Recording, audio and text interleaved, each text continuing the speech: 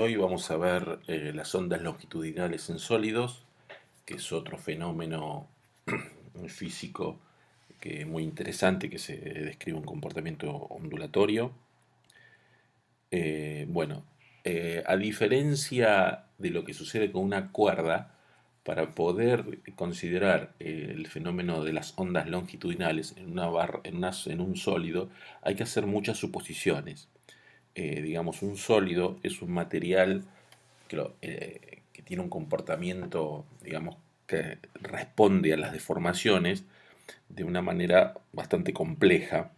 Podemos pensar en el caso tridimensional, digamos, uno deforma un sólido y se propaga esa deformación en todas direcciones con diferentes características, por lo cual para poder llegar a una ecuación de ondas longitudinales hay que hacer varias suposiciones.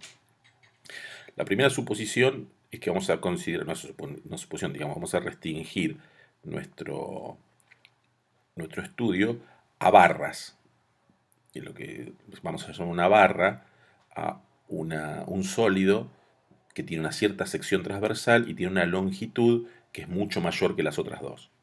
O sea que vamos a ver eh, el comportamiento de estos sólidos elongados, digamos.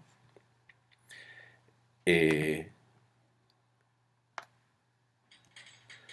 bueno, la otra suposición, y esta es es muy importante, pero se cumple bastante bien, digamos, en los metales y en los sólidos, la mayoría los conocemos, es que se trata de un sólido elástico. Esto quiere decir que cuando uno aplica una tensión, es decir, que hace un esfuerzo sobre el sólido, la deformación, los sólidos, aunque sean, o sea, ya dejamos de pensar al sólido como un rígido, sino como un material que se deforma, y esa deformación es proporcional a la tensión.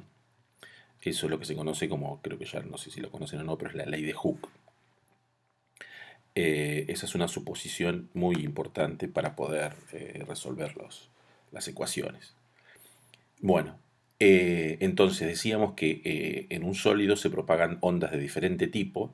Las que vamos a estudiar ahora son las que se conocen como ondas longitudinales y que se diferencian de las transversales en que eh, el movimiento de los átomos se produce en la misma dirección que la propagación de la onda.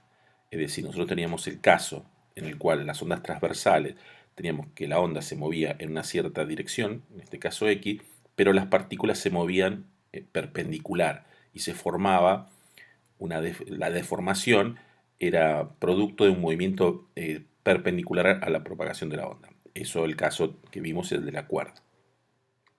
La onda que vamos a ver ahora es una onda fácil de entender, pero a veces difícil de visualizar, que es que el movimiento se produce, ese movimiento oscilatorio se produce en la misma dirección de la propagación.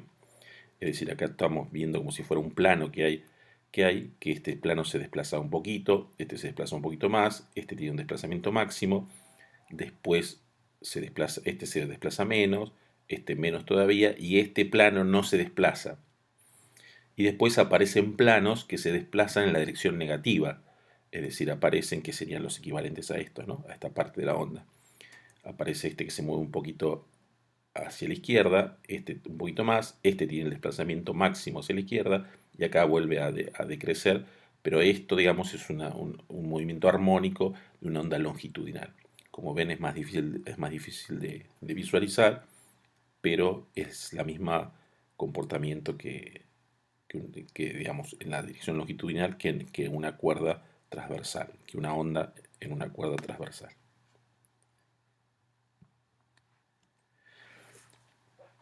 Bueno, entonces estas ondas longitudinales son una parte de las ondas que se pueden propagar en un sólido, pero hay otras ondas en los sólidos. Las ondas pueden propagar ondas transversales eh, y ondas torsionales también, pero son otras ecuaciones, digamos, que describen ese movimiento. Bueno, entonces vamos a considerar un elemento de volumen que está sometido a fuerzas y esas fuerzas van a determinar el movimiento de las partículas en la dirección longitudinal. Entonces, vamos a suponer que hay una cierta tensión en el plano X, otra tensión diferente en el plano X más delta X, y aparte hay una fuerza por unidad de volumen, pero bueno, hay una fuerza externa que se aplica también. Entonces, lo que vamos a suponer que este delta X es un valor pequeño, con lo cual la fuerza, o sea, tenemos una cierta tensión en el punto X, y eso provoca un desplazamiento, y acá hay otro desplazamiento, en este caso suponemos que esta fuerza es mayor, por lo cual este desplazamiento es mayor, pero decíamos que este es un cierto delta X pequeño, entonces la tensión en esta cara la podemos desarrollar en serie de Taylor a primer orden, es decir, vamos a decir que es igual a la tensión en esta cara más la derivada de la tensión respecto de X por el delta X. Entonces, eso es una aproximación a primer orden. Y lo que vamos a considerar es el balance de fuerzas, ¿no? O sea, la sumatoria de fuerzas igual a masa por la masa del elemento por la aceleración. Una cuestión acá que eso es importante, digamos, cuando uno considera las tensiones que se desarrollan en un sólido, este caso que estamos viendo acá es un caso que siempre hay que tener en cuenta porque las caras de cuando uno hace un elemento dentro de un sólido tiene que tener en cuenta qué está mirando. Entonces acá estamos mirando este elemento de volumen delta V. Entonces esta cara, esta tensión sigma sobre esta cara es la fuerza que, digamos, suponiendo que hay una tensión en este lugar, digamos, se está haciendo una tensión hacia la derecha, es la fuerza que la parte derecha le hace a la izquierda. Entonces, si yo tiro de este lado, la parte de este lado le está haciendo una fuerza en la misma dirección. Pero del otro lado ocurre lo contrario. Si esta barra sigue, cuando yo tiro para allá, sobre la escala izquierda, el, el resto de la barra que está a la izquierda de esta cara se resiste a ese movimiento. O sea que por eso surge esta tensión negativa. Esta la tensión negativa es la que el resto de la barra que está a la izquierda le hace actúa sobre esta cara. Eso, bueno, es bastante, hay que acostumbrarse a ver ese tipo de detalles, pero bueno, hay toda una forma de verlo que lo van a ver más adelante en mecánica al continuo. Entonces, bueno, decíamos que se hace un balance de estas fuerzas y lo que decimos es que, bueno, sumatoria de fuerzas, en este caso en la dirección vertical, es igual a la masa del elemento, que es igual a la densidad por la sección, por el largo del elemento, por la aceleración del elemento. Entonces, la fuerza es la tensión por el área en la cara derecha, menos la tensión por el área en la cara izquierda, más la fuerza externa, que decíamos que esta era una fuerza por unidad de volumen, por el volumen, o sea que es S por delta X. Después vamos a ver cuál es. El caso típico de esta fuerza es la gravedad. Igual a masa por aceleración. Entonces, bueno, al reemplazar la aproximación a primer orden para la fuerza, se me va la tensión en X y también se me va el delta X y el área de la sección transversal, y entonces el balance de fuerza sobre el elemento me queda representado así, o sea, lo que importa es la diferencia de las fuerzas, obviamente no importa cuánta fuerza haga sobre cada cara, sino lo que importa es la diferencia, porque uno es positivo, otro es negativo, más esta fuerza por unidad de volumen. Ese es el balance de fuerzas igual a masa por aceleración. Como pueden ver, esto no es una ecuación de onda, porque este término no involucra el desplazamiento, así que tenemos que seguir trabajando para poder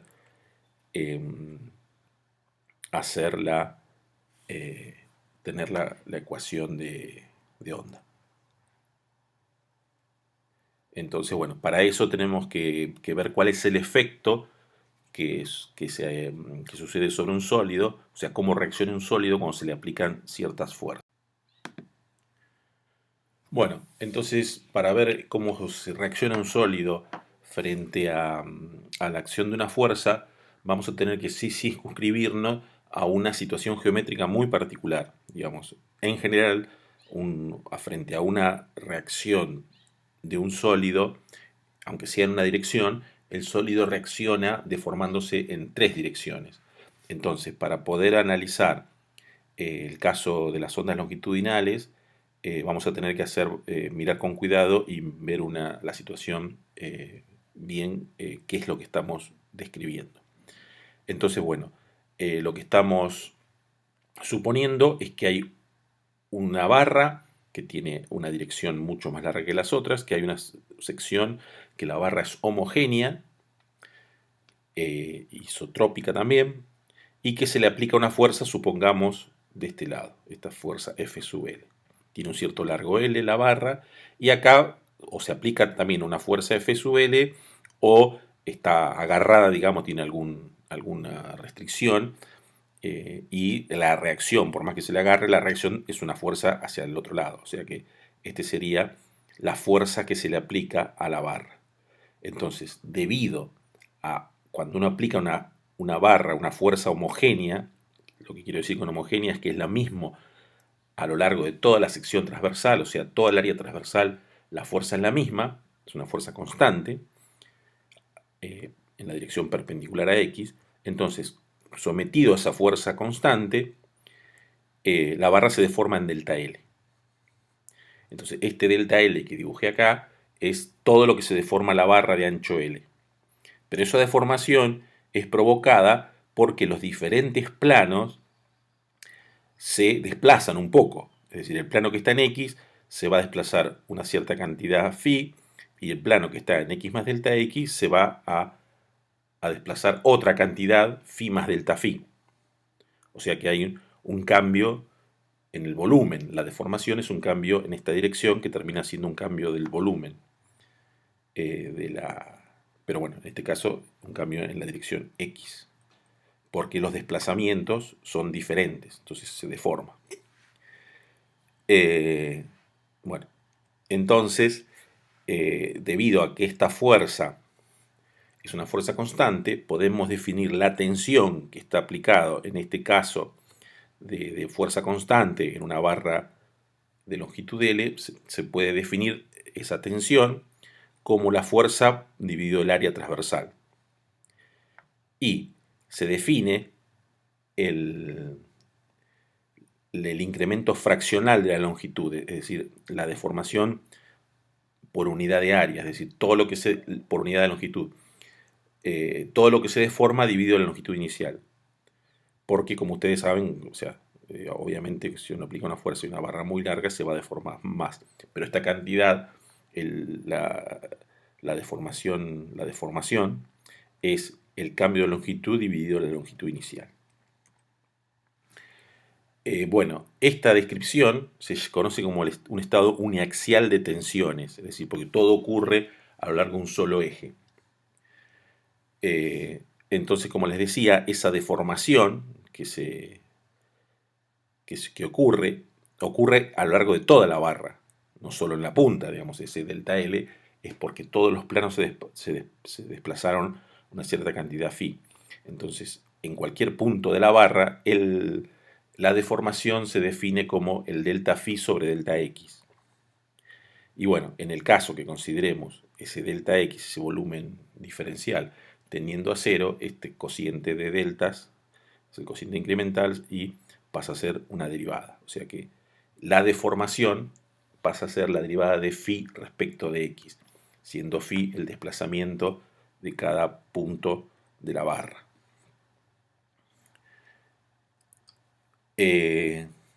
Bueno, entonces como les decía, esta es la deformación que vamos a considerar. Una deformación en la dirección x. Pero esto es una simplificación, porque si uno piensa qué sucede en las barras tienen un cierto volumen, y si cambia uno de sus laterales, o sea, una de sus longitudes, se contrae en las direcciones transversales. Es decir, aunque en una barra metálica esto no sea muy visible, por ahí sí en una goma, en algo en el cual el delta L es muy, muy importante, sí ocurre una contracción simultáneamente en la dirección transversal. O sea que también hay deformaciones en la dirección transversal. Si definimos D como alguna de las distancias de la sección, o sea, si es cuadrada alguna de las direcciones laterales, ya sea en Y o en Z, bueno, se define también la deformación transversal como el delta D, o sea, lo que se contrae, dividido D. En este caso, el epsilon D es negativo, ¿no? Pero bueno, lo que vamos a despreciar es esto. Esta deformación vamos a considerar que es cero, porque esto ya, aunque las tensiones sean en una dirección, las deformaciones no lo son. Y entonces esto ya es tridimensional. Entonces vamos a considerar que este efecto es despreciable, que no hay una contracción debido a una tensión longitudinal.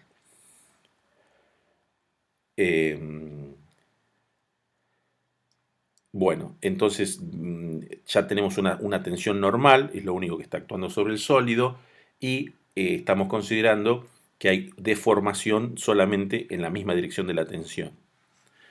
Entonces que hay una relación entre la tensión aplicada y la deformación. Bueno, no sé si ustedes ya saben, pero es muy conocido que hay los sólidos elásticos son los que siguen la ley de Hooke. La ley de Hooke dice que la relación entre las tensiones, es decir, la fuerza por unidad de área, y la deformación, es decir, que es el desplazamiento dividido el área, el desplazamiento, el largo del elemento que se está deformando, o sea, ese cociente es una constante, es decir, que es una relación lineal entre la, la tensión y la deformación. Esta es una ley experimental que siguen muchos sólidos, muchos metales principalmente, y esa constante se llama la constante de Young, o módulo elástico. Este E, la pendiente de la curva, es el módulo elástico o constante de Young se llama. Entonces, esta es una ley experimental, ¿no? Para nuestro caso, la ley de Hooke para la barra, para el elemento de la barra, la deformación dijimos que cuando el delta tiende a cero, el delta X tiende a cero, el volumen tiende a cero, pasa a ser infinitesimal, la deformación pasa a ser la derivada de phi respecto de X. O sea que lo que nos queda es que la tensión y la deformación son proporcionales. Y la deformación es la derivada. Entonces, si reemplazamos en nuestra ecuación de Newton para el elemento unidimensional, acá estaba sigma, digamos, entonces nos queda la derivada de respecto de x del módulo de Young por la derivada de phi respecto de x más la fuerza por unidad de volumen es igual a la densidad por la aceleración. Bueno, entonces como ven ya estamos en las puertas de la ecuación de onda. Entonces, bueno, suponiendo que esa fuerza por unidad de volumen es cero, y con lo cual tenemos una barra libre de fuerzas externas, solo hay fuerzas internas, entonces esa ecuación se convierte en la ecuación de onda. Si reemplazamos, acá quedaba E, y pasamos dividiendo la densidad, y definimos C como la raíz del módulo de Young dividido la densidad, entonces tenemos la ecuación de ondas para las oscilaciones transversales, para las vibraciones longitudinales. Entonces, y esto es un gran logro de la física teórica, es que una vez que nos encontramos con una ecuación que ya conocemos, por más que sus parámetros sean diferentes y lo que signifique el significado físico de la variable sea diferente, a ecuaciones iguales, soluciones iguales. Entonces, todo lo que estudiamos para la cuerda transversal, para las vibraciones transversales de una cuerda, todas las soluciones se aplican en este caso. Lo único que hay que reinterpretar lo que significan esas funciones. Ahora significan movimientos longitudinales y c, la velocidad, ya no está relacionado con la tensión, sino que es el módulo de Young y la densidad del material. Me voy a detener un poco en la velocidad, porque la velocidad de una onda es una propiedad muy importante de la misma. O sea, la velocidad de las ondas es un elemento característico de cada tipo de onda.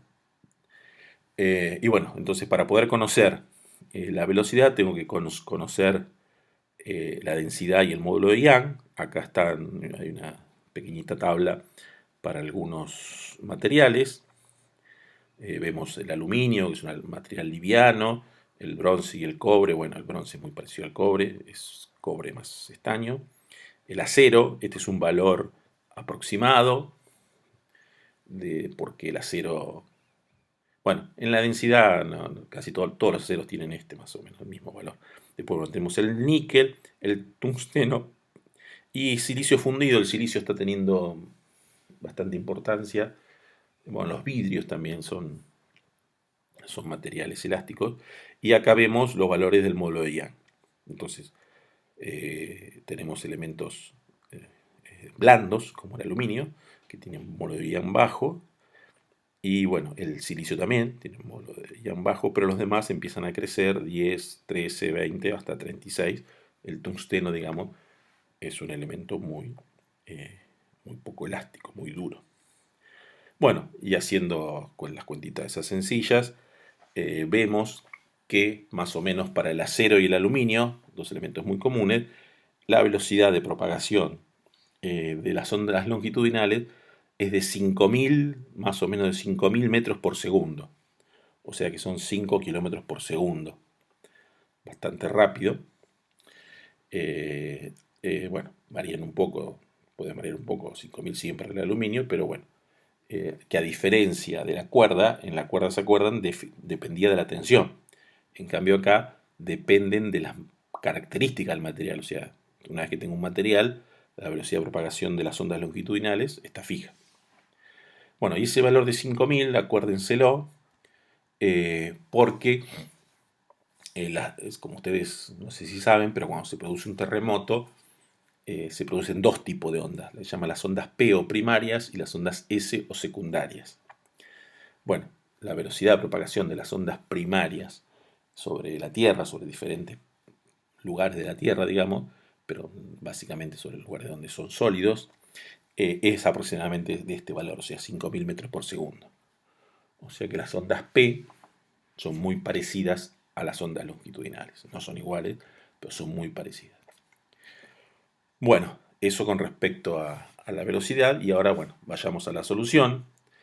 Entonces, rescatamos todo lo que vimos en la cuerda, es decir, hay una solución tipo D'Alembert de ondas viajeras hacia la derecha y hacia la izquierda, con esta combinación de variables c por t menos x y c por t más x. Y también hay soluciones del tipo por separación de variables, donde tenemos una solución para la parte espacial, como senos y cosenos de omega sobre cx, y una parte temporal, como senos y cosenos de omega t. Y entonces, bueno, dependiendo de las condiciones de borde, uno puede seleccionar diferentes valores de A, B, C y D. No, A y B, perdón. Con las con las condiciones de borde se determinan las constantes de la parte espacial. Bueno, entonces, bueno, el borde libre es un borde en el cual no hay fuerzas. En este caso, la fuerza era S, la sección transversal por sigma. Es decir, que tenemos que la condición de borde libre es que S por el módulo de Young por la derivada tiene que ser igual a 0. Entonces, el borde libre, la condición geométrica que tenemos es que la pendiente es 0, igual que en las ondas transversales. Bueno, el borde fijo es también obviamente la misma, que no hay desplazamientos. Y una que no habíamos visto, que acá tiene más, se usa más, es cuando en el borde hay una masa pegada o adosada al extremo. Es decir, viene la barra y en el extremo tengo una masa. Entonces, ahí lo que tenemos que considerar es que la fuerza que la barra le hace a la masa es igual a la masa por su aceleración. Y la aceleración, como está pegada, es la misma que la aceleración, que el desplazamiento, la derivada, digamos, que el desplazamiento de la barra en ese extremo, o sea, la derivada segunda del desplazamiento en ese extremo. Entonces, esa condición de borde, tenemos la fuerza de la barra sobre la masa y igual a masa por la aceleración. Este signo menos que va acá es porque está en el extremo derecho, pero bueno, se ve claramente que si yo tengo una aceleración hacia la derecha, la barra le está haciendo a la masa, eso es importante, lo que la barra le hace a la masa es una fuerza hacia la izquierda. Es decir, que para el resorte la barra se comporta como, perdón, para la masa la barra se comporta como un resorte, por este signo menos, digamos, ¿no? Es menos K por la deformación sería, más o menos, ¿se entiende? O sea, ese es el comportamiento eh, digamos, el efecto que le hace la barra a la masa que está adosada a la derecha. Bueno, vamos a resolver un problema con este tipo de condición, ya que no lo hicimos para una cuerda. Entonces vamos a considerar una barra de longitud L que tiene una cierta densidad, una cierta sección transversal y un módulo de Young, y tenemos una masa m adosada en la punta. Y vamos a encontrar las frecuencias naturales de la barra. Bueno, entonces la ecuación que describe el movimiento es la ecuación de ondas. Y las condiciones de borde que se tienen que satisfacer es que en el extremo derecho no tiene que haber desplazamiento, y en el extremo izquierdo, perdón, eso es en el extremo izquierdo, y en el extremo derecho se tiene que cumplir que la condición de borde para la masa adosada, es decir, que S por el módulo de Young por la pendiente en ese punto tiene que ser igual a la masa por la aceleración del punto extremo, x igual a L. Bueno, entonces esa es la solución, proponemos una solución como es una barra de extremo de longitud L, proponemos separación de variables y esas serían las soluciones, eso ya lo hemos hecho varias veces. Al poner la condición de que en x igual a 0 la barra tiene que estar quieta, el seno de 0 es 0, entonces nos queda a por la parte temporal, entonces si esto tiene que ser 0, a tiene que ser 0, con lo cual esta constante es 0. Entonces la solución que nos queda una solución, como ya lo hemos visto, como seno de x, seno de omega c sobre x por la parte temporal.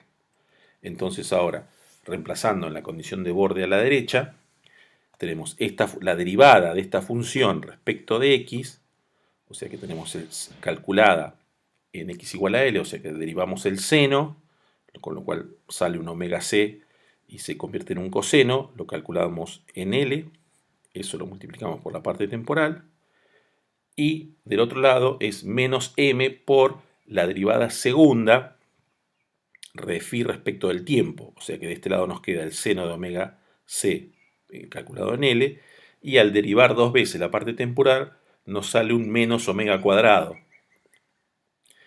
Entonces este menos se me va con este menos y se me cancelan la parte temporal, pero me queda una ecuación todavía en seno y coseno de omega L sobre C. O sea que nos queda una ecuación un poco más compleja que las condiciones de borde libre o de borde fijo. Y bueno, entonces vamos a trabajar un poquito.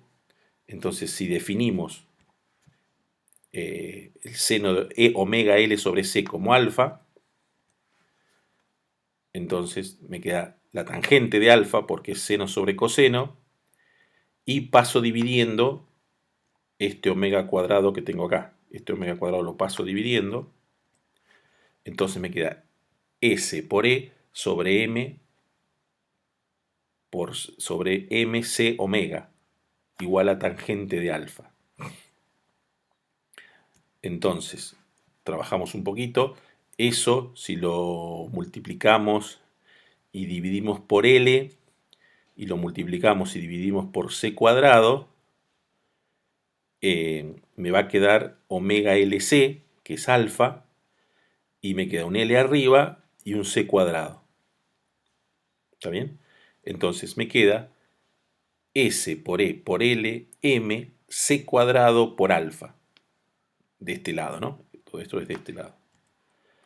Y ahora, si defino una magnitud beta, una constante beta como S, E, L, M por C cuadrado, y esa constante beta, si en vez de C cuadrado pongo que reemplazo por lo que es E sobre L, perdón, E sobre ρ, es E sobre ρ, entonces se me va el módulo de Young y me queda S por L por ρ, porque pasa multiplicando, dividido M. Pero S por L por ρ, S por L es el volumen de la barra total y ρ es la densidad. O sea que esta constante beta que definí me quedó como el cociente entre la masa de la barra dividido la masa adosada. Entonces, la ecuación que yo tengo que resolver es que la tangente de esa constante alfa, que incluye la frecuencia, o sea, yo lo que tengo que conocer es alfa, es igual a beta sobre alfa. O sea que yo tengo que conocer alfa para diferentes valores de beta. Entonces, bueno, esa ecuación no se puede despejar alfa de ahí, es imposible despejar alfa. Entonces eso se conoce como una ecuación trascendental o trascendente, en el cual hay que resolverla numéricamente. O sea, hay que darle valores a beta y sacar qué alfa satisfacen que la tangente de alfa sea igual a beta sobre alfa.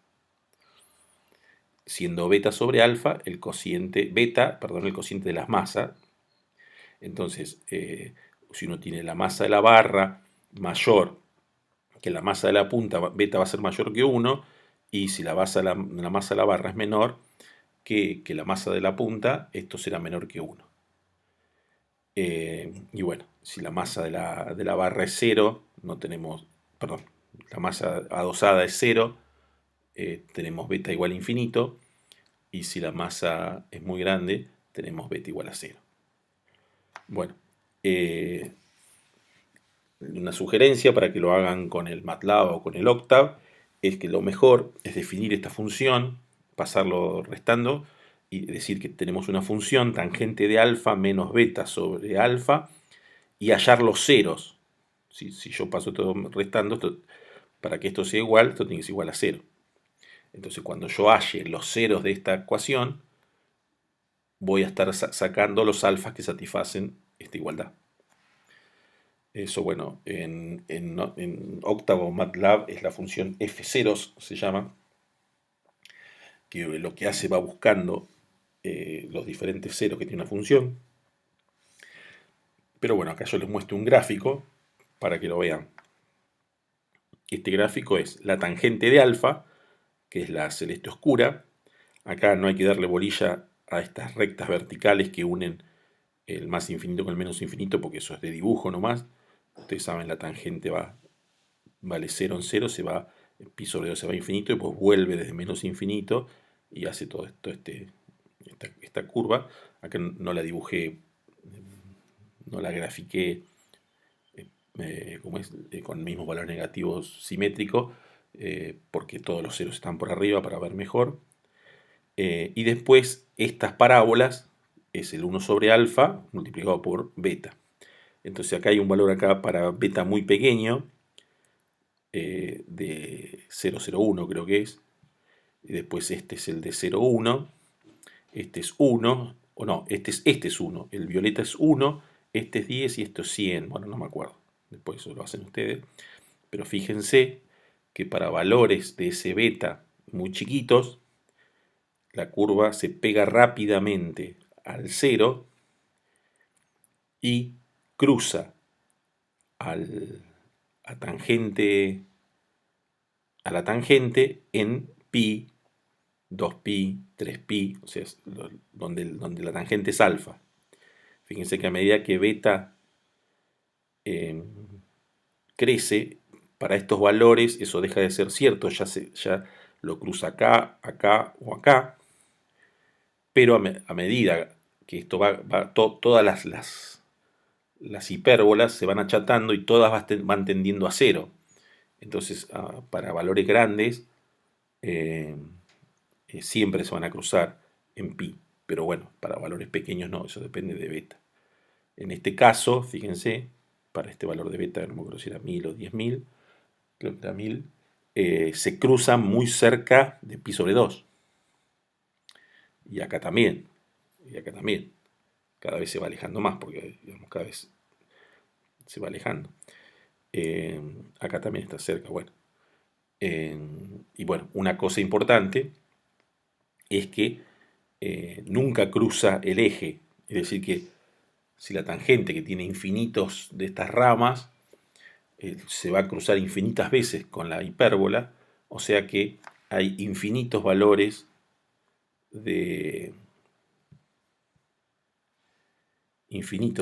de alfa que satisfacen esa ecuación. Y bueno, se pueden sacar ahí valores aproximados que son pi sobre 2. Bueno, se puede trabajar bastante con